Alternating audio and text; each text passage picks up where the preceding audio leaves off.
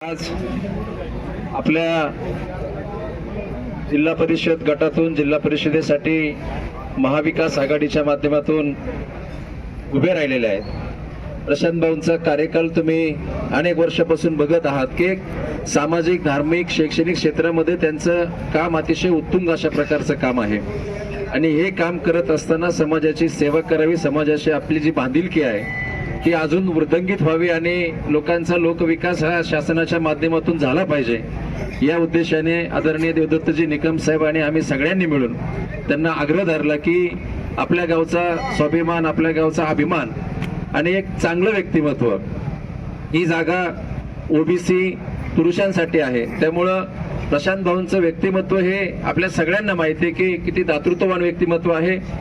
शैक्षणिक क्षेत्रामध्ये त्यांनी केलेलं काम किती उल्लेखनीय आहे। अवसरी खुर्द गावच्या विद्यालयामध्ये शिक्षण समितीमध्ये अतिशय आमूलाग्र बदल त्यांनी आणले आणि जवळपास 1 कोटीचा निधी देऊन या गावातील शैक्षणिक सुविधा त्यांनी अतिशय चांगल्या पद्धतीनं उभ्या केलेल्या आहेत। हा तुमचा आमचा स्वाभिमान आहे, आपला सगळ्यांचा अभिमान आहे। त्यामुळं त्यांचं जे चिन्ह आहे तुतारी वाजवणारा माणूस हे लक्षात ठेवून 5 तारखेला आपण सगळ्यांनी पूर्ण गावानी त्यांना पाठिंबा द्यावा आणि एक चांगल्या पद्धतीनं त्यांचं नेतृत्व आजपर्यंत खुललेलं आहे, भविष्य काळामध्ये देखील ते आपली अतिशय प्रामाणिकपणे सेवा करतील अशा प्रकारची मला खात्री आहे।